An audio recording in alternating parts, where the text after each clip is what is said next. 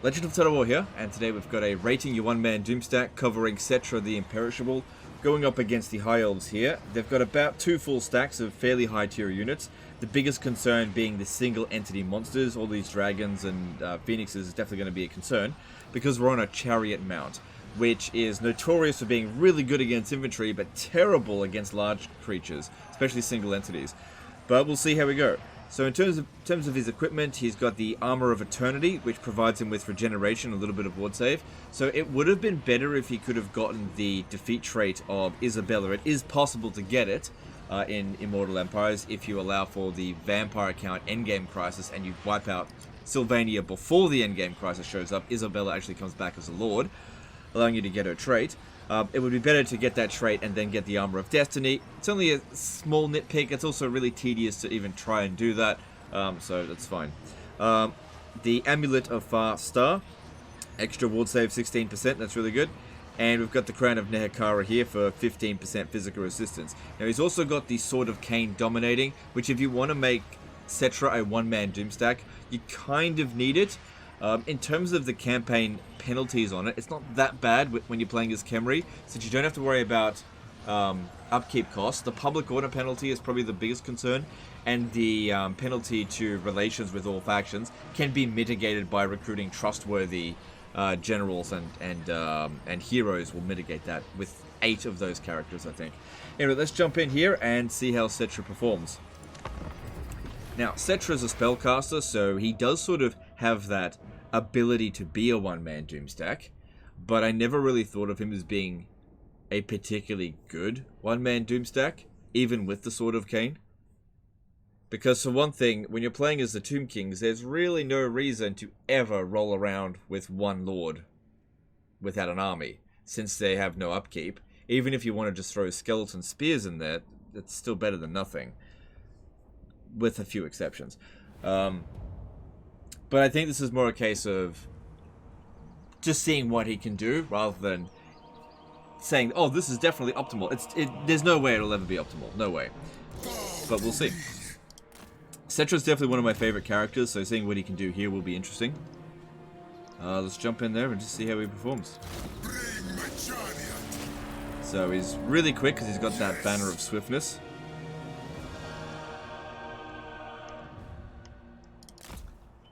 Really high melee attack, so I don't have to worry too much about being in the trees. That army there is by far the biggest concern. But yeah, he's a spellcaster, so he does have some magic to use, but... Oh, that being said, you don't really need the Armor of Eternity if you've got Reanimate upgraded, do you? Let's have a look at his resistances first. So, ward save 51%, physical resistance 57%. Alright, well the only thing we have to worry about then is magical attacks, which we do have to worry about. They do have magical attacks. Do you have fire resistance? Yeah, that's good. But you've also got fire weakness because you're a Tomb King.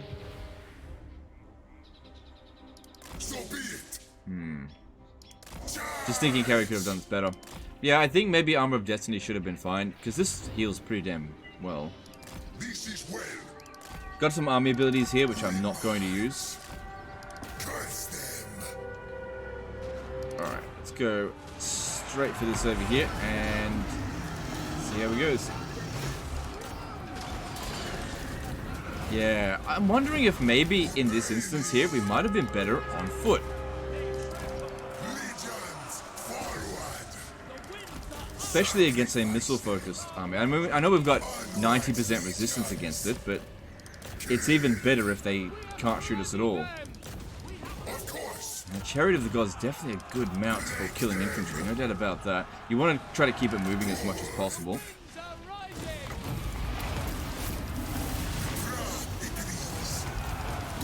Essentially a big lawnmower. Now we've got some really crappy spells here that we can use. So you got this one here that provides 40% physical resistance, pretty cheap, but we obviously don't need that. That one there, probably don't need it. We've got heaps of weapon strength. That one there's okay, but his stats are already really high. Could do the Sekhmet's incantation of the Skull Storm, but it needs to be a bit blobby before we'll attempt that. Yeah, whatever.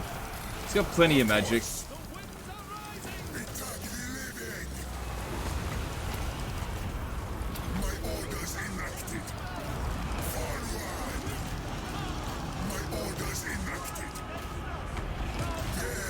But yeah, you don't really just want to throw him in and not move around with the Chariot of the Gods. You want to just keep moving constantly. This is why I said that the monsters are a big problem here, because they will lock us in combat. It's really not what you want.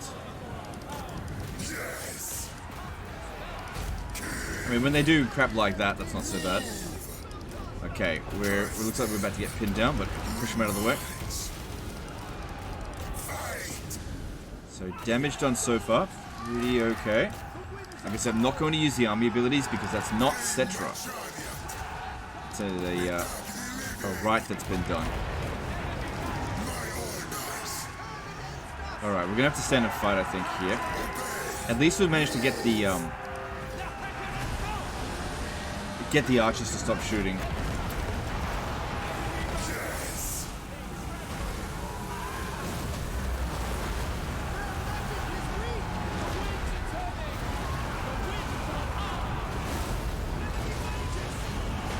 So far so good, he's just not really taking much damage.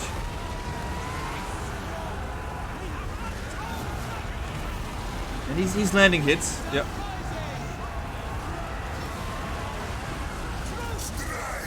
Yeah, I wonder if he may have actually been better on foot here, because he's actually anti-large when he's on foot.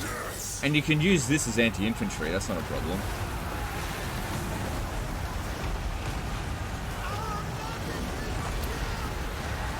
Looks like we are taking a fair bit of damage from these guys here. Probably the Arcane Phoenix would be the worst of it because of the magical attacks. But I just kind of got stuck.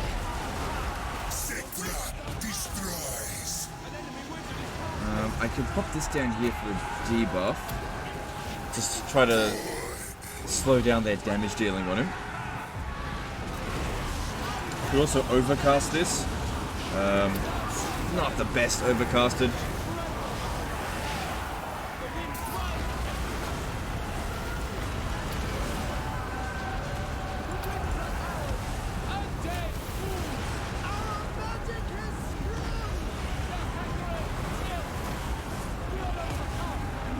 But I guess the whole point of this is to test him out on the worst possible mount to use against this.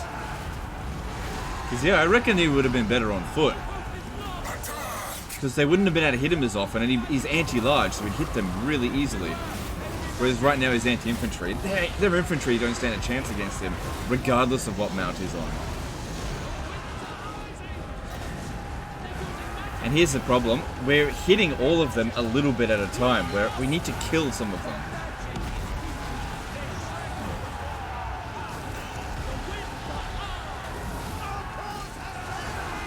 I can't really do anything about that now. It's not even worth trying to get out of that.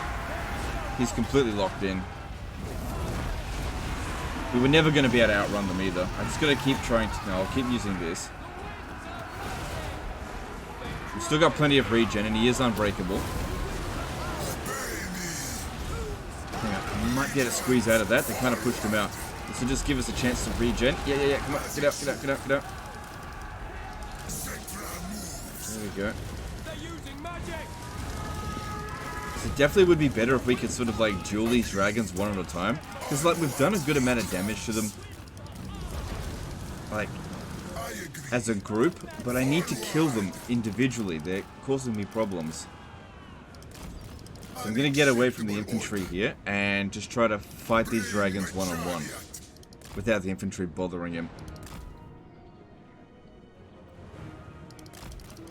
That's it. Come over here. We're probably fairly close to our regen cap there. But yeah, I definitely feel like he would have been better on foot. I don't think they would have done anywhere near as much damage. He just would have been a much smaller target. And I'm pretty sure he's got a lot more melee defense on foot. Alright. I do want to fight you, but I don't want to eat up a charge. Alright. Yeah. See, dueling these dragons, no problem. Come on. Come on, Settra. Hurry up and kill it. Just need to get rid of it. Okay, one down. Good. Very quick. Yeah, that banner of swiftness on him is really good. So this is definitely an appropriate test. Yeah, see, look at it. Partially damaged on all of them. The thing is, they still fight at full potential, so we need to kill them. Alright, yeah, go sort that out. Agreed.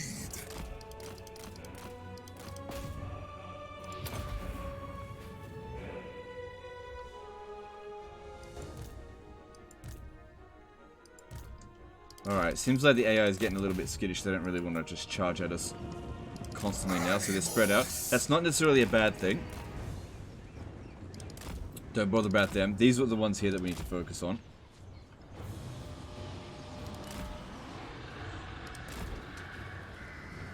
Unacceptable order. Move.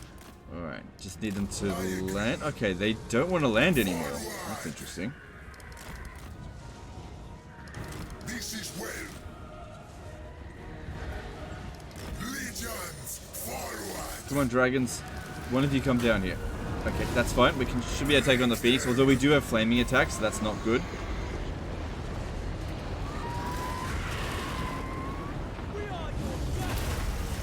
Because, yeah, these are very resistant to fire. Dragons aren't. The Frostheart Phoenix isn't. Yeah, there's our regen cap showing up.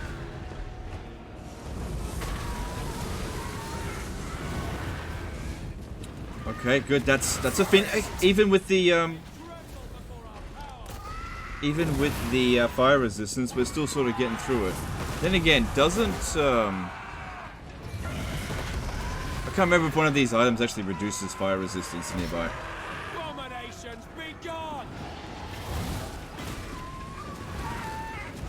Take out this Sun Dragon here. Now, this one here is nearly dead. Get rid of the Frostheart Phoenix. It's not going to revive either. Good.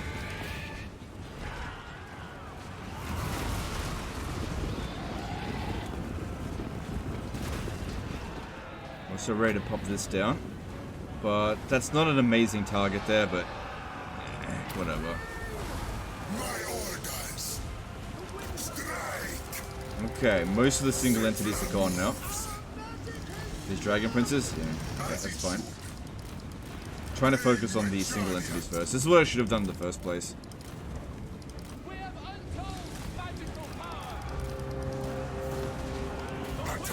Can't get away from these cavalry now, I got myself caught. So yeah, there's no point putting in extra physical resistance, we're already at the cap. Alright, let's debuff them. I'm not going to be able to get out of that otherwise.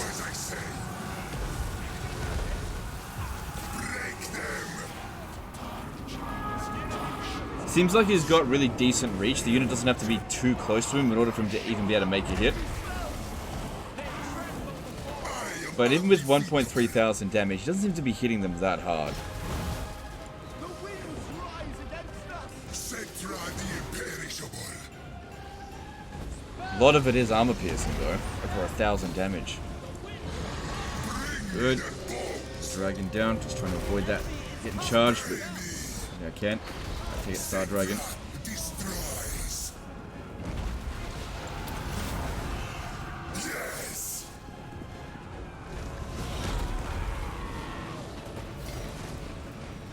Okay, Zotes are only a little bit of a concern because it's dampen is nowhere near as bad as it used to be, or as dangerous as it used to be. I mean, it's actually really bad now. Spell resistance is nowhere near as useful as what the old magic resistance was.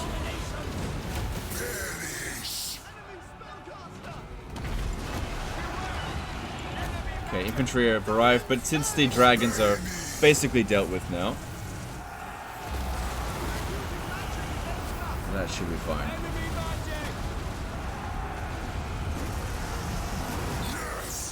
So how much damage did that dragon do? Yeah, not that much. I think it was the phoenixes that were hurting him the most. Alright, that's the last dragon. Now the Zotes, because magical attack, we need to get rid of anyone that's got magical attacks. Dragon princes shouldn't be that much of a concern. The Zotes, yeah, look at that, 1,000 damage. I definitely should have focused on them. They're actually more dangerous than the goddamn dragons.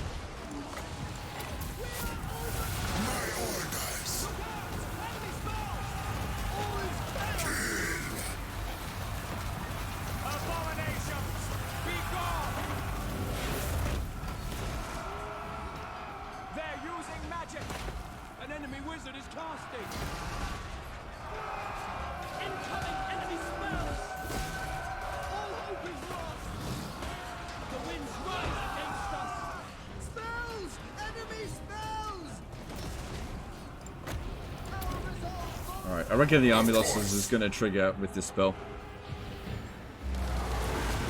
Yeah.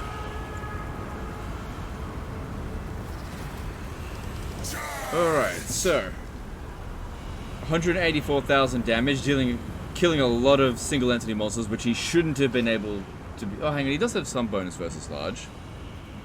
That's probably just due to traits that he's accumulated. Alright, cool. Well, I don't need to send a save file back, so you don't need to worry about this. Now, how would I rate this? I don't think I fought that battle perfectly, and I do think that he would have been better on foot in this case here. It's not really worth trying it again to test it out. But I do think he would have been better on foot, because, yeah, if he was on foot, those units just wouldn't have been able to hit him very well. Like, those dragons are not great at hitting foot lords, especially ones with massive melee defensive bonus versus large.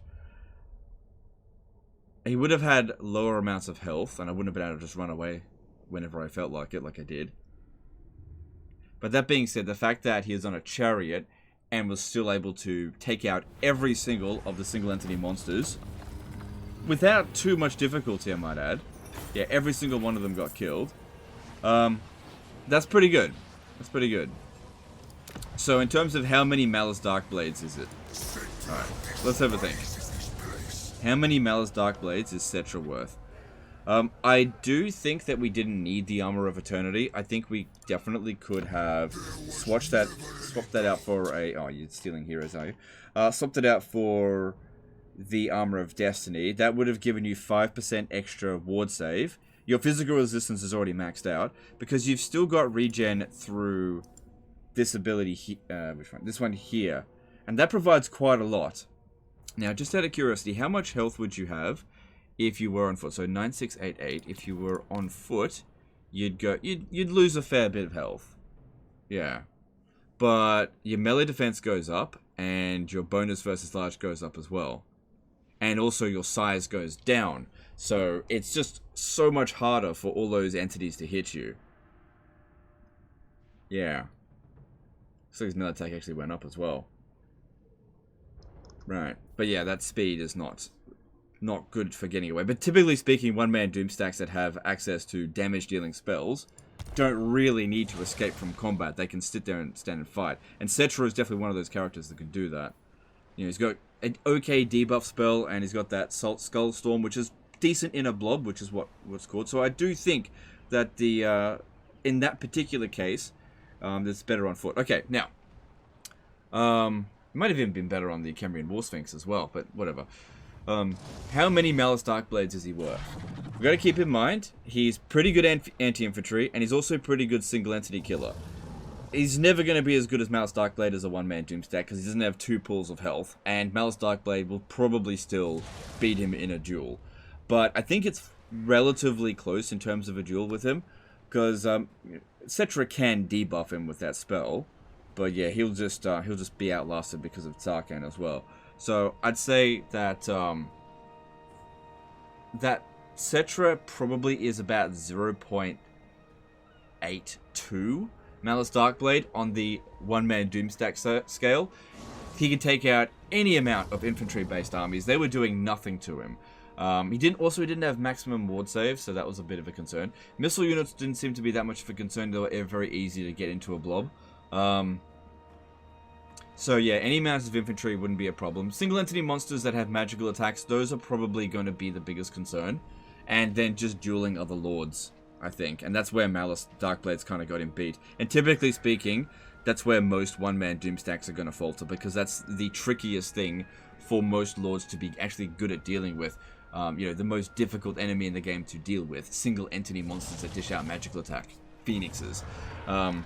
But I appreciate that he went up against probably the most difficult enemy that he could have, in terms of just the unit type, not necessarily in terms of the number of troops. Although, if he had gone up against 4 full stacks, it just makes the battle longer. You get the idea after 2 full stacks anyway. Anyway, that's the end of this one here, guys. Settra's worth 0.82 Malice Darkblades. Very good one-man doomstack. Don't necessarily recommend doing it in this campaign. Don't really recommend picking up the Sword of Cain Dominating. You can if you want. The penalties from it are not the worst for him because of Where is it? In his skill line here. Where is it? There's a lot of things that mitigate it. So he's got Conqueror of the Past for +2 public order, all provinces. And then his main weapon over here. If you equip both of these, you'll get an additional 1 public order, so that's +3. And then you've got an additional +3 for equipping this, so you're at 6 public order bonuses. So if you're playing on legendary difficulty, you know, it's still a bit of bad public order, but if you're not playing on legendary, then it should be fine. Anyway, that's the end of this one here, guys. Appreciate you, and we'll see you next time. Later, guys. Thanks for sending this in.